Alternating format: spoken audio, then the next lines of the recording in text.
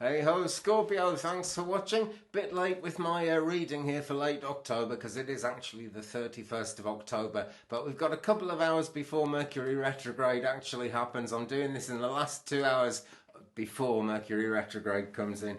It's going to have to be quick, but there we go, I forgot. I'm ever so sorry. Let's get cracking. Maybe it's a beneficial delay, actually, that I forgot. You never know. Who knows? But the first card for you guys, Scorpio, here we are. Five of Cups. This relates back, actually, it's in a very similar way to the Libra reading that I've just done a minute ago.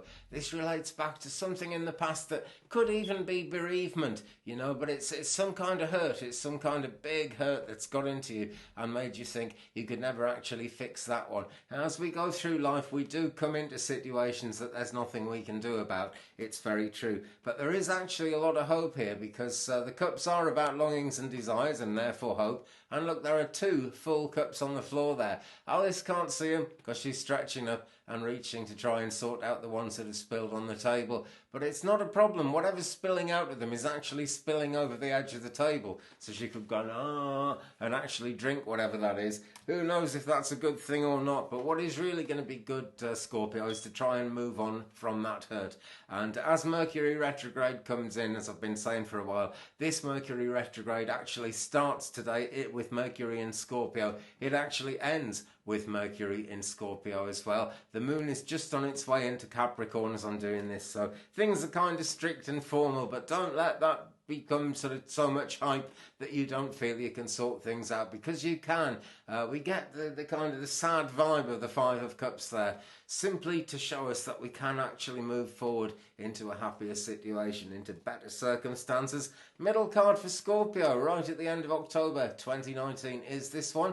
It is the Seven of Pentacles, is it? Yes, just making sure there because I can't read it in the camera. And here we have a lot of progress that has been made, but the Rook is up there looking back. And, you know, Rooks sometimes eat my chickens, so I'm not a big Rook fan, to be quite honest. But they are part of nature. They are part of what we've got to deal with. And this card being the heart of the matter, I feel that the Rook is looking back onto the Five of Cups there and thinking about it, because we don't just want to ignore that. That was a big hurt that came into your life, guys. It really was.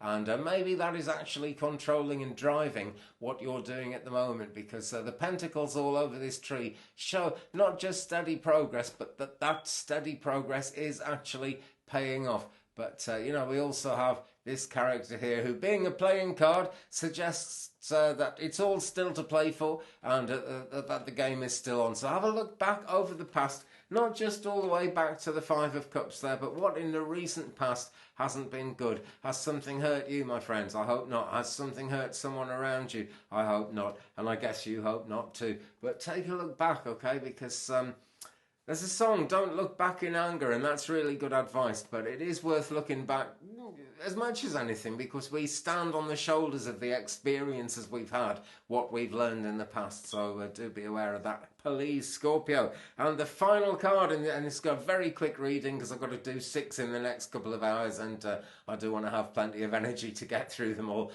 We've got the Page of Swords here, so there's a decision to make, and that is really what's going to cut through the CRAP and make things happen.